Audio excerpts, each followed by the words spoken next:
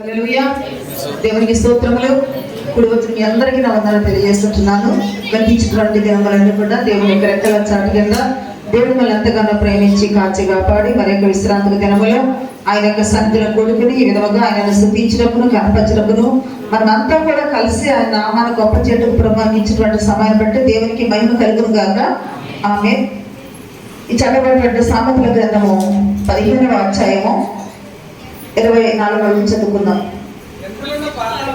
క్రిందనున్న పాతాళమును తప్పించుకొనవలెనని బుద్ధిమంతుడు పరమనకు పోవు జీవ మార్గమును నడుచుకొనును. ప్రార్థన చేసుకుందాం.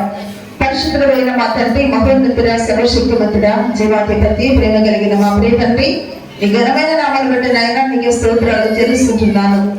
ఈ సమయమందు ఈ యొక్క మరి ఆరాధన ద్వారా పాటల ద్వారా నేను గనపరచుండగా మీరు గనపరచబడి మహిమపరచబడినందుకు నాయన మీకే స్తోత్రము తండ్రి, వందనాలు ప్రభువా.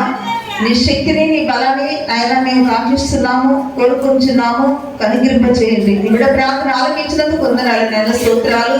ఈ దిన లేఖన పాఠాన్ని మరి మామూలు ఉంచినారు ప్రభా. ఇది పంచుతున్నప్పుడు విరుస్తున్నప్పుడు నా ప్రభా మీ యొక్క ఆత్మని కూడా వచ్చుకుని అడుగుతున్నాం ప్రభా. నా తండ్రి అయ్యా, రొట్టె విరవబడకపోతే తండ్రి అది పంచిపెట్టబడదు నాయన. పంచిపెట్టబడకపోతే శక్తి ఉండదు కనుక నా ప్రభా అయ్యా, విరిచేటువంటి మనసును మాకు దాచేయండి అయ్యా. నన్ను నేను తగ్గించుకుంటూ హెచ్చిస్తున్నాం ప్రభా. కృప చూపండి అయ్యా. వారందరి వల్ల మీరు మాతో మాట్లాడండి. ఎవరు ఎడల మీ చిత్తాన్ని బయలుపరచబోతున్నారు ప్రభా. ఎవరితో ఏ మాట మాట్లాడబోతున్నారు, ఏ మాట ద్వారా దీవించబోతున్నారు, ఆశ్రయించబోతున్నారు, గర్తించబోతున్నారు నా ప్రభా. ఆ మాట బయలుదేరుచున్నప్పుడు తండ్రి వ్యర్థంగా కాకుండా మీరు సహాయం చేయండి అయ్యా. కృప చూపండి నాయన. ఈ వాక్యం వింటున్నప్పుడు వారి జీవితాన్ని వెలుగు పుట్టించండి ప్రభా. అపవాది బంధకముల నుంచి, పాపం బంధకముల నుంచి, లోక బంధకముల నుంచి వాక్యాన్ని విడిపించి మీరు సహాయం చేయండి నా తండ్రి. కృప చూపండి నాయన. జరగబోతున్నటువంటి వాక్యాన్ని చేతులకు సమర్పిస్తుండగా సమస్తము మీ యొక్క జ్ఞానంతో నడిపించి మీరే కృప చూపమని క్రీస్తు నామములో ప్రార్థిస్తున్నాం తండ్రి. ఆమేన్. ప్రియులారా, దేవునికి లేక మనం చూస్తూ ఉన్నట్లయితే చక్కని మాట మనం ధ్యానం చేసుకున్నాము. చదవండి ఒకసారి. క్రిందనున్న పాతాళమును తప్పించుకొనవలెనని బుద్ధిమంతుడు పరమనకు పోవు జీవ మార్గమును నడుచుకొనును. హల్లెలూయా. ప్రియులారా, ఒక విశ్వాసి యొక్క జీవితం చూస్తూ ఉన్నట్లయితే మనం లోకంలో ప్రత్యేకించబడిన వారి విషయాన్ని చాలాసార్లు ధ్యానం చేస్తున్నాము. మనం ఈ లోక సంబంధము కాదు కానీ పరలోక సంబంధము. మనకున్నటువంటి ఆశ, మనకున్నటువంటి కోరిక, మన గురి అంతా ఎక్కడికంటే ప్రియులారా పరలోక రాజ్యం. అందుకే బుద్ధిమంతులు ఏం చేస్తూ ఉంటారంట, కింద ఉన్నటువంటి పాతాళమును తప్పించుకోవడం కోసము పరలోకమైనటువంటి జీవ మార్గాన్ని కోసం వాళ్ళు వెతుకుతున్నట్టు మనం చూస్తుంటున్నాం ప్రియులారా.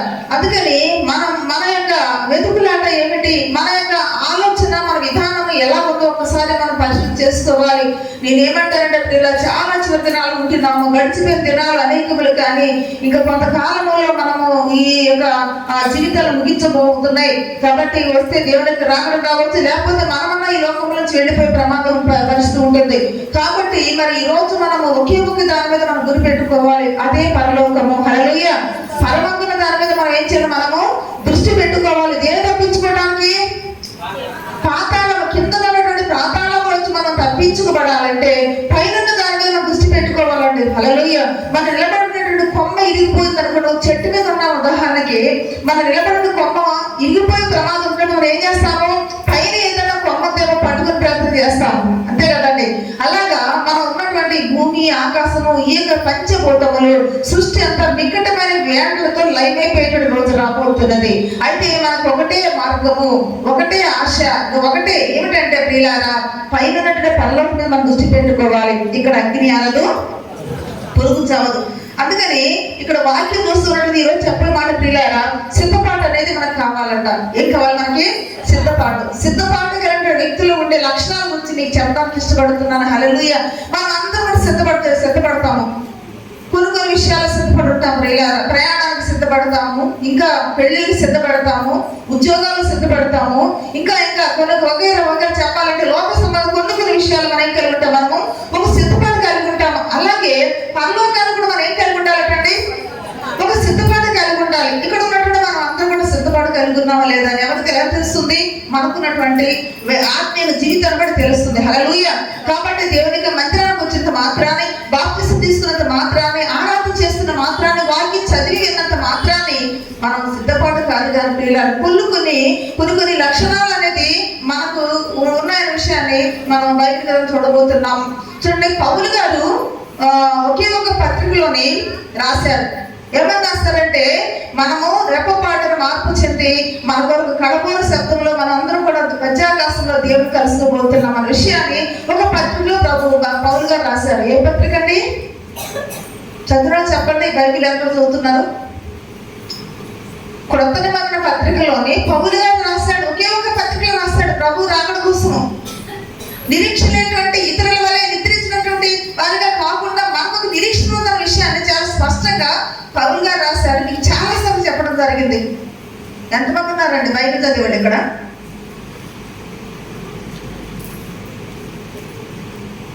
ఎంత అవగాహన ఉంటుందంటే బైబిల్ వాక్యం వింటున్నారు కానీ ఏదో టైం పాస్ అన్నట్టు అంతే.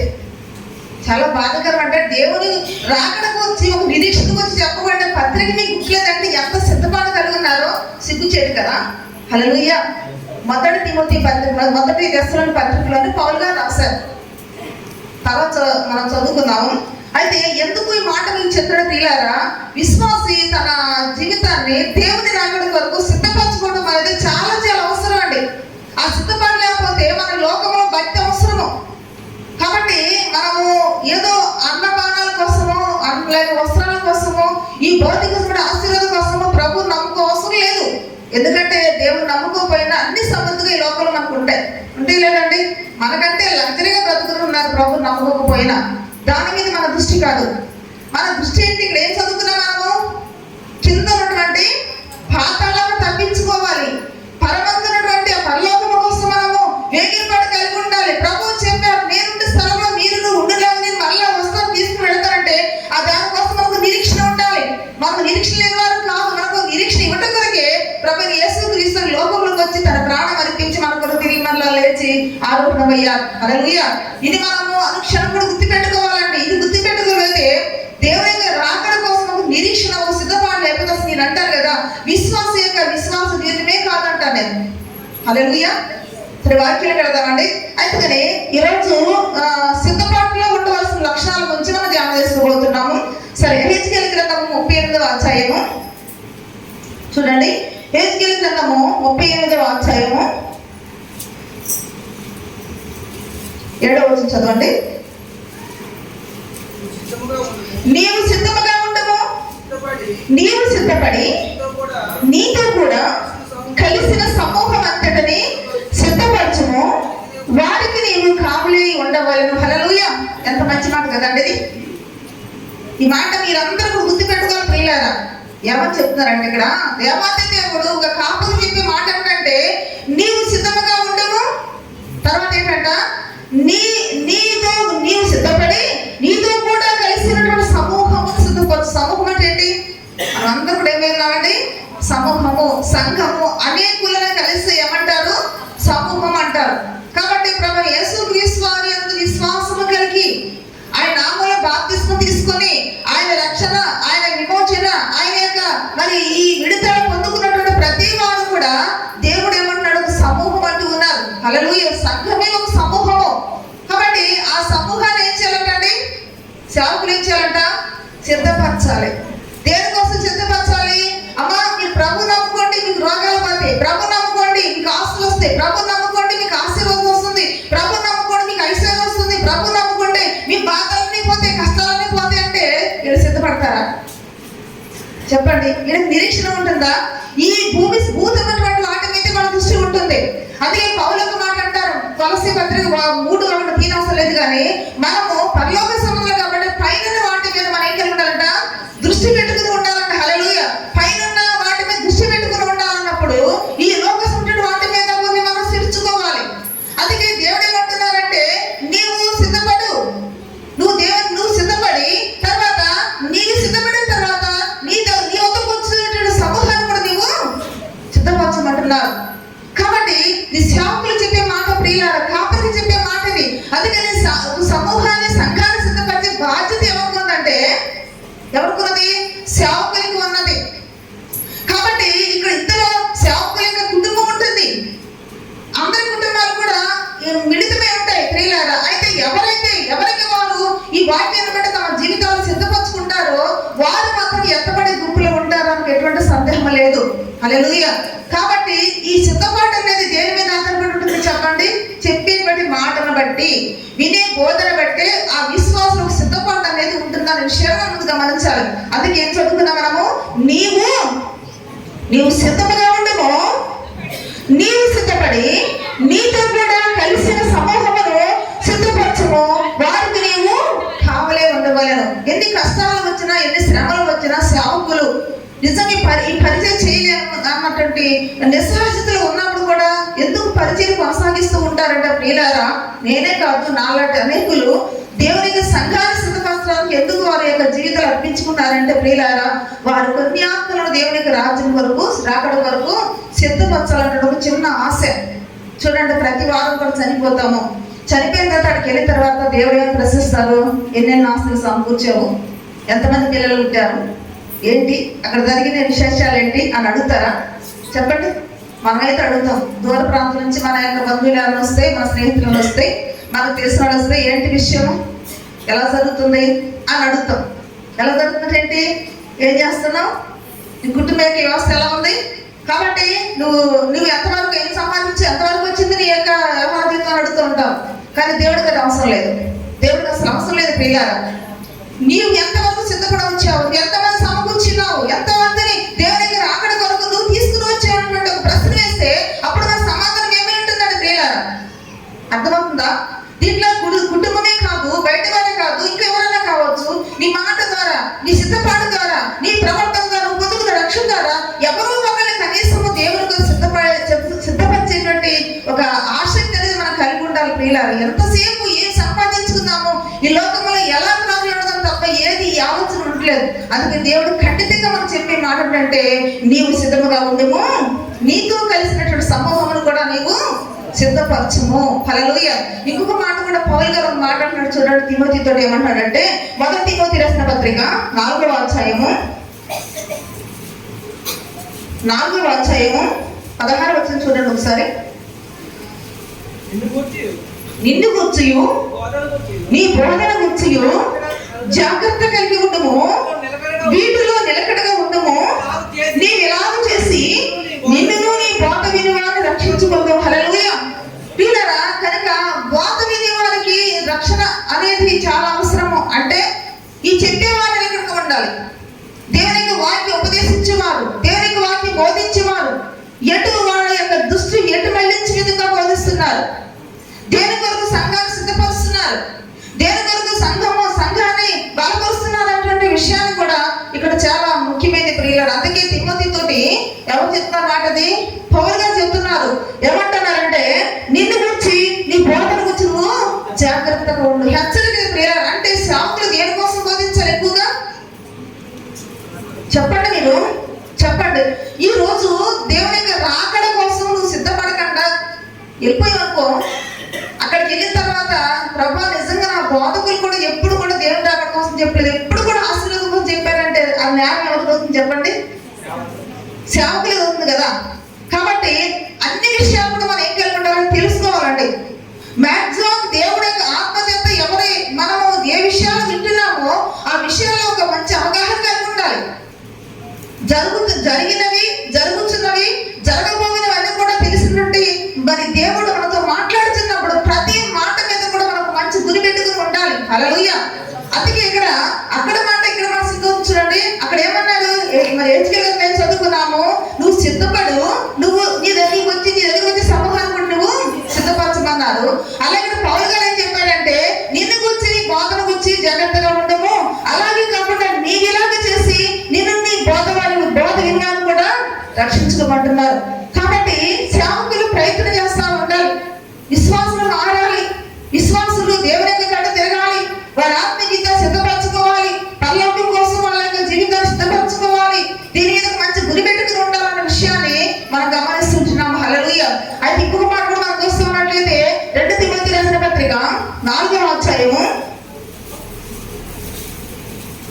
2వ వచనం చూడండి. సమయమందును అసమయమందును వాక్యం ప్రయాసపడము. ఏమిటంట? ఇది ఒక ప్రయాసంతో కూడిందండి. దేవుని యొక్క వాక్యము మీ వద్దకు రావడానికి ఇది సమకూర్చాలి. ఇవన్నీ కూడా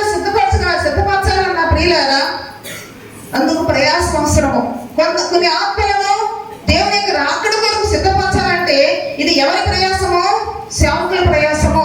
కాబట్టి అంత ప్రయాసపడి అంత దేవుని వద్ద మాటలని సమకూర్చి ఒక చక్కని ఆత్మీయ ఆహారాన్ని మీ ముందు పెడుతున్నప్పుడు అది తిరగండా తినమని నాకు వద్దంటే మీకు ఎంత బాగుంటుందని సమకూర్చే వాళ్ళకి. ఉదాహరణకి మీరు తల్లి ఎక్కువ ఉన్నారు కదా, ఎంతో కష్టపడి నా కుమారుడు లేక నా భర్త నా బిడ్డలు ఆహారం చక్కగా పెట్టాలని ఎంతో కష్టపడి ఎంతో ప్రేమతోటి వంటలను సమకూర్చిన తర్వాత పళ్ళులో పెట్టి తినడా బాబానంత తినకొద్దు చెప్పేసి తోసేసారు అనుకోండి, అప్పుడు మీ ఫీలింగ్ ఎలా ఉంటుంది చెప్పండి. నిజమైన తల్లిదండ్రులు ఎవరన్నా సరే ఆ సిద్ధపరిచిన భోజనాలను తీసి ఆకులకు గెలేసేసి నాకు అవసరం లేదు నేను తిన్నాను చెప్పేసి అంటే ఒక తల్లికి ఎంత వేదన ఉంటుందో, ఎంత బాధ ఉంటుందో ప్రియులారా. ఆత్మీయ ఆహారం సమకూర్చినప్పుడు ఆ ఆహారాన్ని మీరు అన్వేషించకపోతే, ఆహారాన్ని మీరు స్వీకరించకపోతే, దాని గురించి మీరు ఏమాత్రం కూడా మరి ఆ యొక్క ఆసక్తిగా ఉండకపోతే ఆత్మీయ బోధకులైనటువంటి తల్లిదండ్రులు కూడా అంత బాధ ఉంటున్న విషయం గమనించాలి. అది దేంతో కూడిందంటే ఇది ఇప్పుడు చదువుకున్నాం కదా, అది సమయమందును అసమయమందును ప్రయాసంతో కూడినటువంటి ఈ బాధ మీ ముందుకు వస్తున్నప్పుడు, ఈ మాటలన్నీ ముందుకు వస్తున్నప్పుడు ప్రభువా నాకు వస్తున్నాయి, నువ్వు నాతో మాట్లాడుతున్నావు అనేటువంటి భావన మనకు అనుభవంలోకి రావాలంటే ఇంకొక విషయాన్ని కూడా నేను చెప్తున్నాను ప్రియులారా. ఇది కుటుంబాలకు సంబంధించి, ఇది వ్యక్తిగత సంబంధించిన మరి రక్షణ అంటే అర్థమవుతుందా? రక్షణ దేనికి సంబంధించింది? వ్యక్తిగత సంబంధించింది. అది మీరు చాలా సార్లు ఎవరు తింటే వారికి రెండుంది, ఎవరు రక్షించబడితే వారికి రక్షణ. కానీ చెప్పే బాధ్యత మాత్రం మనందరికీ ఉన్నది. హల్లెలూయా. కాబట్టి కొన్ని పరిస్థితులు ఎలా ఉంటుందంటే చెప్పేవారి గృహంలో కూడా కొన్ని ప్రతికూల పరిస్థితులు ఎదురవుతూ ఉంటున్నప్పుడు ప్రియులారా మనము చెప్పేవారిని దృష్టి పెట్టుకోవాలి. దేవుడు ఎవరినైతే ఏర్పాటు చేసుకున్నారు, ఎవరి ద్వారా మాట్లాడుతున్నారో ఆ వ్యక్తిని మాత్రం దృష్టిలో పెట్టుకోవాలి. ముందు దేవుని దృష్టిలో పెట్టుకోవాలి, చెప్పుతున్న మాటలు దృష్టి పెట్టుకోవాలి. హల్లెలూయా. పరిస్థితులు చూసినట్లయితే చాలా అనుకూలంగా లేవండి. అందుని బట్టి ఎవరి గంటకి వారు రక్షణలో ఏం కలిగి ఉండాలి చెప్పండి, మీరు సిద్ధపాటు కలిగి ఉండాలి.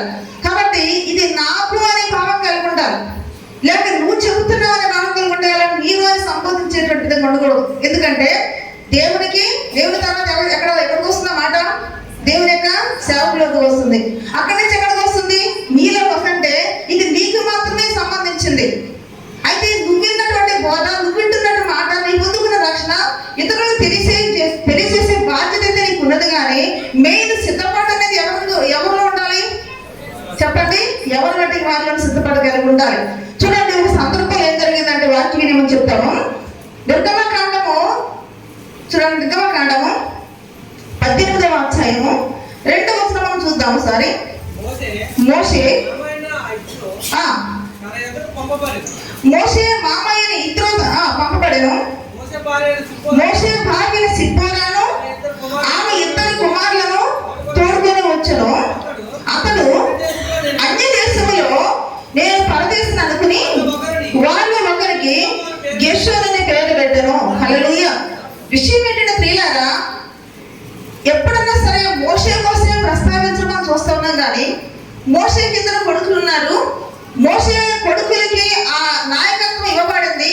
మోషే కొడుకులు కూడా ఇశ్రాయేలును నడిపించడంలోని వారి యొక్క బాధ్యత ఉన్నది అని ఇప్పుడు మనం చదివామా? లేదు. ఎందుకంటే మోషే తదుపరి నాయకత్వం ఎవరికి వచ్చింది? యెహోషువకు వచ్చింది. అంటే యెహోషువ ఎందుకు వచ్చిందంటే లక్షలాది ప్రజలు, ఇశ్రాయేలు ప్రజలు ఉన్నప్పుడు కూడా యెహోషువ ఎక్కువగా సన్నిహితంగా ఉండేవాడు ఎవరితోటి? మోషేతోటి. అంటే మోషే అంటే ఇష్టమని కాదు నేను చెప్పేది, మోషే అంటే గౌరవం. కానీ అంతకంటే ఇష్టం ఎవరి మీద ఉంది? యెహోషువకు దేవుని మీద ఉన్నది, దేవుని యొక్క ఆజ్ఞల మీద ఉన్నది. దేవుడు అంటే భయము, దేవుడు అంటే భక్తి. అంతకంటే చెప్పండి, దేవుడు అంటే చాలా ప్రేమ. ఎవరికండి? యెహోషువ. అందుకే యెహోషువకు ఎవరి నాయకత్వం ఇచ్చాడు దేవుడు? జ్ఞానాత్మ పూర్ణుడుగా.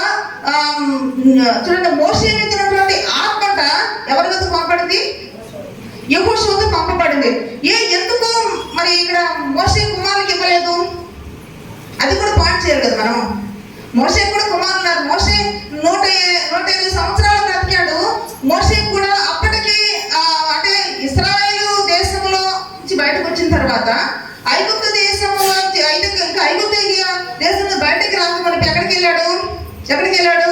ఇద్దరు అంటే మామ దగ్గర అక్కడ గొర్రెలు కాసేవాడు. అంటే అక్కడే అతని యొక్క కుమార్తెని తను పెళ్లి చేసుకున్నాడు. అంటే అప్పుడే అక్కడ అతను పుట్టారంటే వీళ్ళు పెద్దవాళ్ళ చిన్నవాళ్ళ? మాట్లాడండి. పెద్దవాళ్ళే, మినిమం 50 సంవత్సరాలు పైబడేటువంటి వ్యక్తులే. అంటే అంత అనుకున్నటువంటి వయసులో అనుకున్న వ్యక్తులు అయినప్పుడు కూడా ఇక్కడ మోషే యొక్క నాయకత్వాన్ని ఎందుకు ఇక్కడ మోషే కుమారునికి ఇవ్వలేదు? చెప్పి ఉంటాడంటారు, చెప్పలేదంటారు. దేవునికి వచ్చి కొంచెం సందేహం. మళ్ళీ మనం అనుకున్నాం దేవుని కోసము మోషే దేవుని గురించి, దేవుని యొక్క ప్రజల నాయకత్వం గురించి, అతను పడినటువంటి శ్రమలు కానీ, అతని పిలుపులో ఉన్నటువంటి యోగ్యత కానీ తన కుమారుని తెలిసిందా తెలవలేదా అనుకుందాం. తెలిసే ఉంటుంది కదా. అయినా సరే వాళ్ళకి ఇంట్రెస్ట్ లేదేమో అని అనుకుంటారు, వాళ్ళ తండ్రిని ఎమ్మడించలేదేమో అనుకుంటారు. అంటే నేను ఎందుకు మాట చెప్తాడు తీరారా? సిద్ధపాటు అనేది ఎవరి బట్టి వాళ్ళకి సంబంధించింది. అంటే కుమారుల కంటే భక్తులైనటువంటి ఇశ్రాయేలు ప్రజల్లో ఉన్నటువంటి వారు ఉన్నారు. ఇశ్రాయేలు ప్రజల్లోనే మోషేని ప్రేమించిన వారు ఉన్నారు, మోషేని గౌరవించిన వారు ఉన్నారు, మోషే చెప్పిన మాట విజయించిన వారు ఉన్నారు. దీంట్లో ఫిల్టర్ చేస్తే ఒక వ్యక్తిని మనం చూసాం. ఎవరందరూ? యెహోషువ.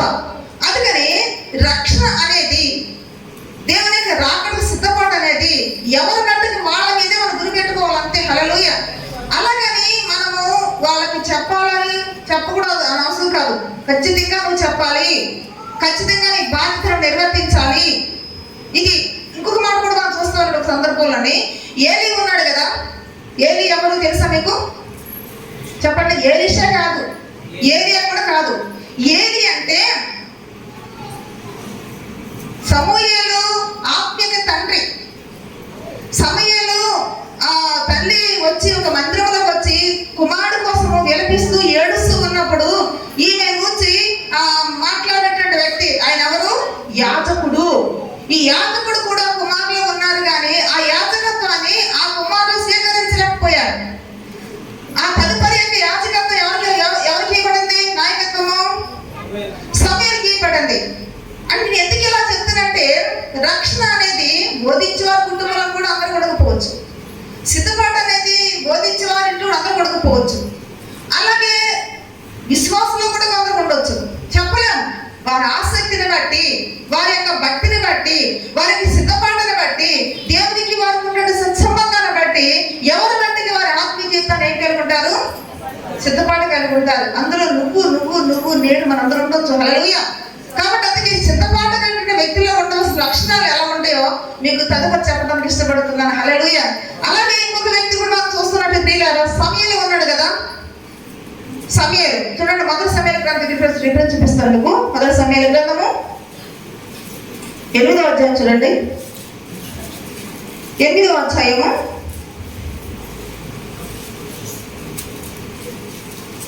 8వ అధ్యాయము మొదటి రోజు చూడండి. సమూయేలు వృద్ధుడైనప్పుడు తన కుమారులను ఇశ్రాయేలీయుల మీద న్యాయాధిపతులుగా నియమించాడట. హల్లెలూయా.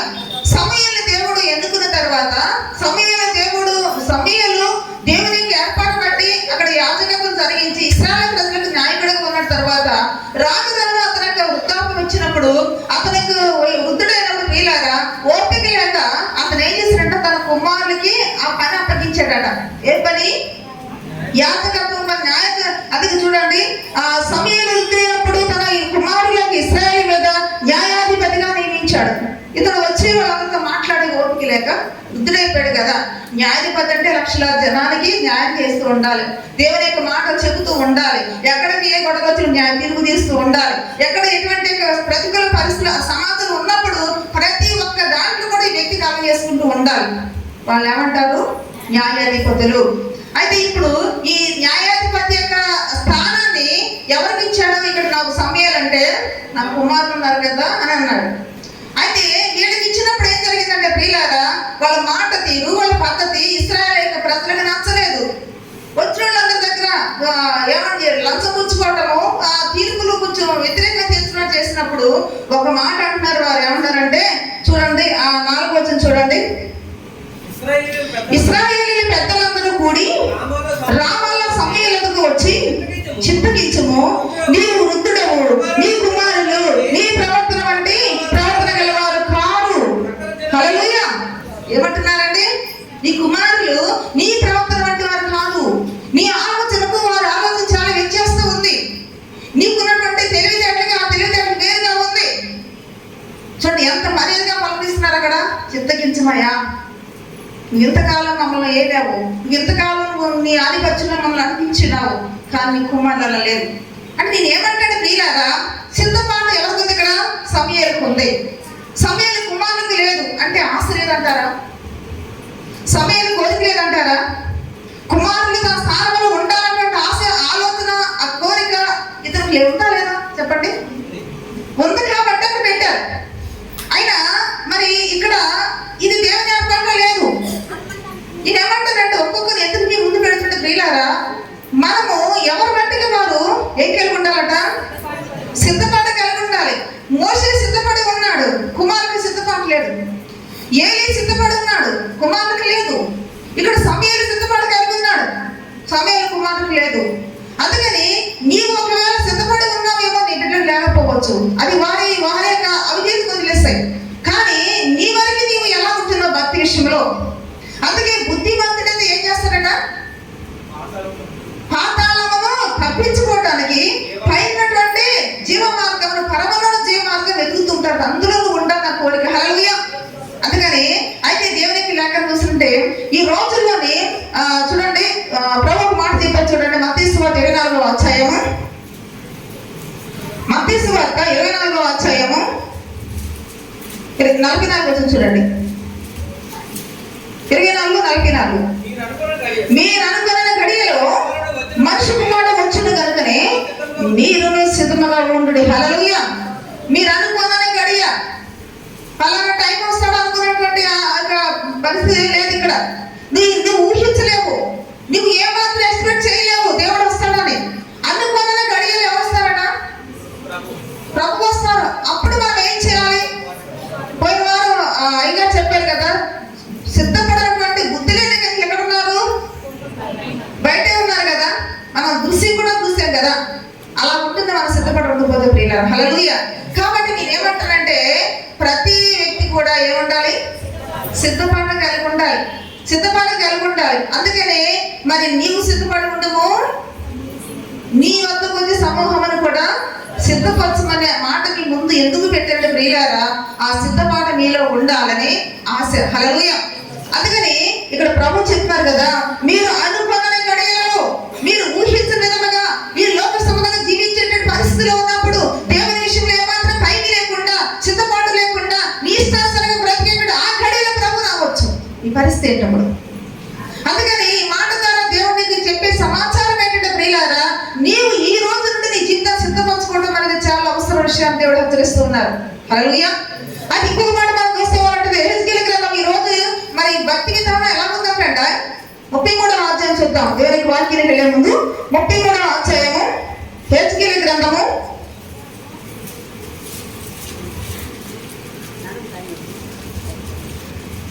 33వ అధ్యాయము 30 వచ్చింది చూడండి. మరియు నరపుత్రుడా, నీ జనుల గోడ దగ్గరను ఇంటి ద్వారములందు నిలువబడి నిన్ను గురించి మాట్లాడుతురు. ఒకరికొకరు చూచి పోదము రండి, యెహోవా యొద్దకు బయలుదేరి మాట ఏంటిదో చూద్దాము రండి అని చెప్పుకొచ్చున్నారు.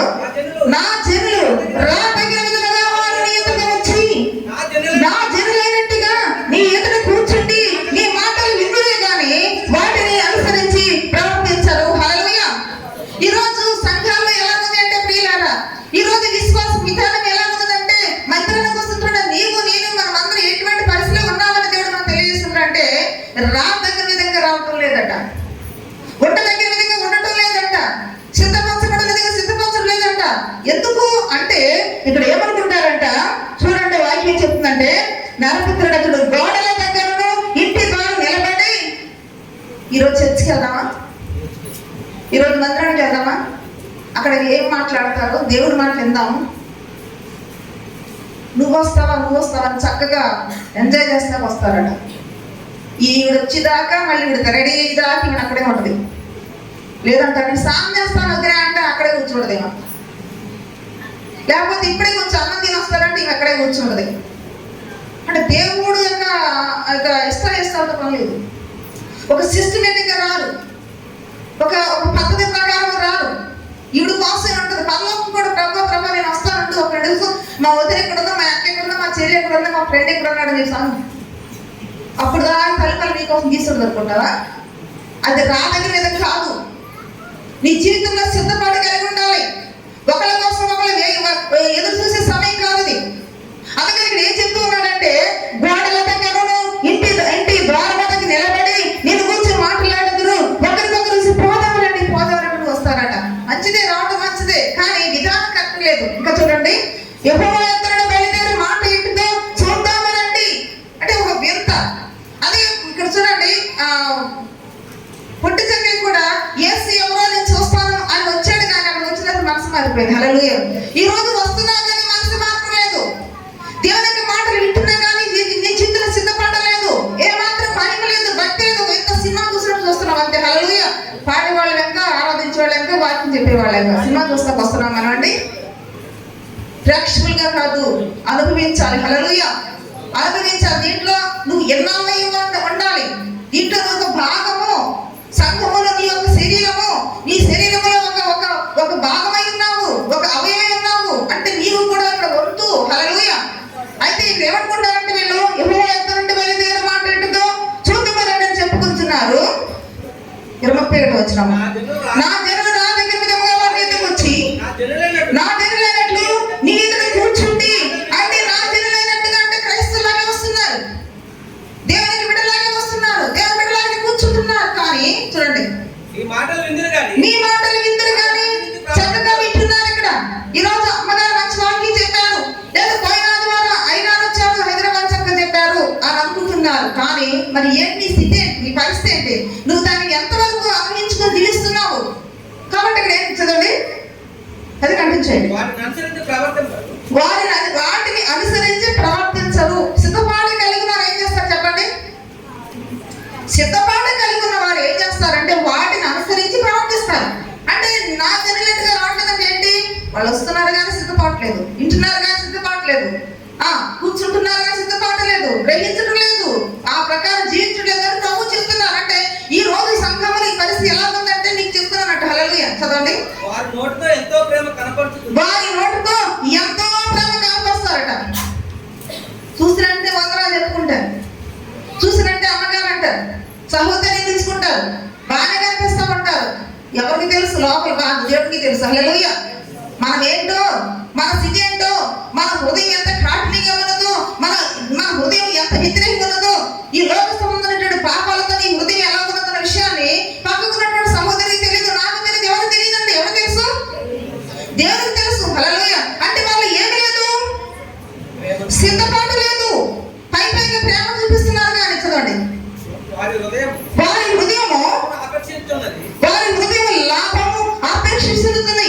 ఈరోజు మందిరానికి వెళ్తే నా పంట మంచుకుంటుందేమో, ఈరోజు మందిరానికి వెళ్తే నా కుటుంబంలో నా వ్యాపారం మంచుకుంటుందేమో, ఈరోజు నీ మందిరానికి వెళ్తే నా పిల్లల చదువులో మంచి పస్తులు వస్తాయేమో, ఈరోజు నీ మందిరానికి వెళ్తే నా జాబ్ వస్తేమో, ఈరోజు మందిరానికి వెళ్తే నాకు ఆరోగ్యం ఉంటుందేమో అనేటువంటి భావంతో వస్తున్నారు. కానీ ఈరోజు మందిరానికి వెళ్ళినప్పుడు ఆ వాక్యం అప్పుడు చెప్తున్నప్పుడు నేను కూడా సిద్ధపరచబడతాను.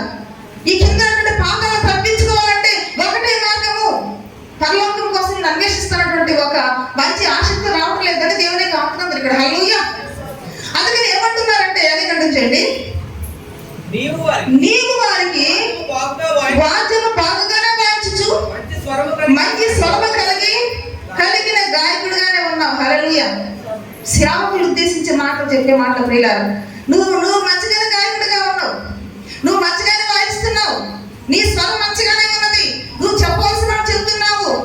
వాళ్ళు కూడా అదే అనుకుంటున్నారు, మా అమ్మగారు మంచిగా పాట పాడతారు, మా అమ్మగారు మంచిగా వాక్యం చెప్తారు అని అనుకుంటున్నారు వారు. కానీ అలా దేవుడు కూడా అనుకుంటారంట. చూడండి, నీ మాటలు విందురు కానీ వాటిని అనుసరించి నడుచుకున్నారు. చూడండి ప్రియులారా, ఎవరు తప్పు ఇక్కడ? దేవుడే చెప్పారు, నీవు బాగానే వాయిస్తున్నావు, నీ స్వరం మంచిగానే ఉంది, నువ్వు ఏ మాటలో చెప్పాలో, నువ్వు ఏ హెచ్చరికలు చేయాలో అది చెబుతున్నావు. కానీ వాళ్ళ ప్రవర్తనే బాగోలేదని అంటున్నారు. హల్లెలూయా. ఇప్పుడు ఎవరి చేతులు దులిపేసుకోవాలండి? సేవకు చేతులు దులిపేసుకోవాలంతే. చేసేది ఏమన్నా ఇంకా. అందుకని నేనేమంటానంటే రక్షణ సిద్ధపాటు అనేది కలిసిది కాదు, ఎవరి మట్టికి వారిదే. అమ్మగారికి ఉండే రక్షణ అయ్యగారికి ఉండకపోవచ్చు, అయ్యగారికి ఉండే రక్షణ అమ్మగారికి ఉండకపోవచ్చు, వీళ్ళిద్దరికి ఉండే పిల్లలు ఉండకపోవచ్చు.